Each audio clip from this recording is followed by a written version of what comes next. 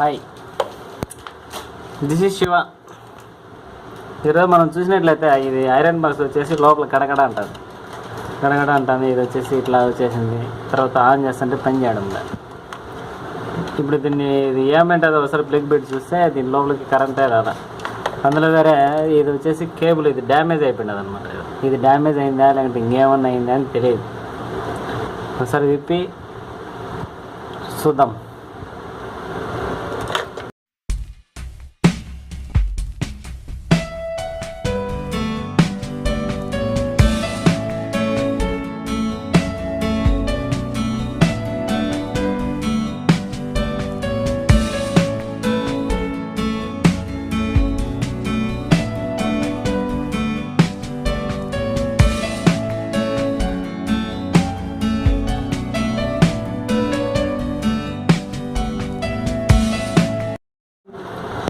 ఇది వచ్చేసి మనకి ఏమైందంటే లోపల ఇది స్క్రూ ఉంది చూసినావా, ఈ స్క్రూ వచ్చేసి లోపల ఎన్నో ఇది అయిపోయి లోపల 2 వైర్లకి షార్ట్ అయ్యింది అనమాట. అందువల్ల ఇది స్క్రూ వల్ల ఇది ఆన్ కాలే. తర్వాత ఇక్కడ వచ్చేసి మనం లూజ్గా అని చెప్పినాం కదా, ఇక్కడ వచ్చేసి లూజ్గా అయిపోయి ఈ స్క్రూ పోవడం వల్ల ఇది లూజ్ అయిపోయి ఇది అయిపోయింది అనమాట.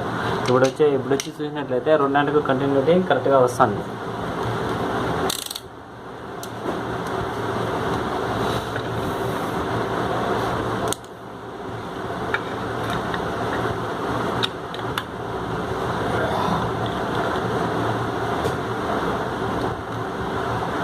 కంటిన్యూటీ వచ్చేసి బాగానే వస్తుంది అనమాట. ఒకసారి డైరెక్ట్గా కేబుల్ ఇచ్చి దీనికి హీట్ అవుతుందా లేదా ఒకసారి చూసి చెప్దాం అనమాట. ఓకేనా,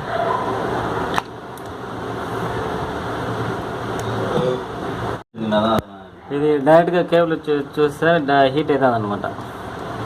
కాబట్టి ఇది పనిచేస్తుంది.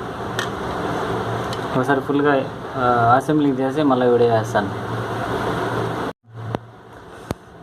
ఇది మొత్తం ఫిట్ చేసినాం అనమాట, ఇంకేం లేదు.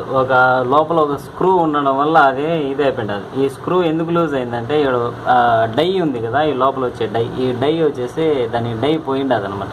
ఆ స్క్రూకి కావాల్సిన డై పోయిండదు. అందువల్ల అది డై నుంచి రిమూవ్ అయిపోయి స్క్రూ బయటపడిపోయింది. ఆ బయటపడిన స్క్రూ లైన్కి తర్వాత న్యూట్రల్కి షార్ట్ అవ్వడం వల్ల ఇది వచ్చేసి ఐరన్ బాక్స్ పనిచేయలేదు అనమాట. ఇప్పుడు దాన్ని మనం ఏం చేసినామంటే నీట్గా ఎంసీలు వేసి ఆ డైకి పూర్తిగా క్లోజ్ చేసి మనం మొత్తానికి హీట్ అవుతుంది అనమాట. టచ్ చేయని కుదరలే. ఓకేనా, ఇదే మరిగా మీరు చేయండి. ఓకేనా, థ్యాంక్ యూ.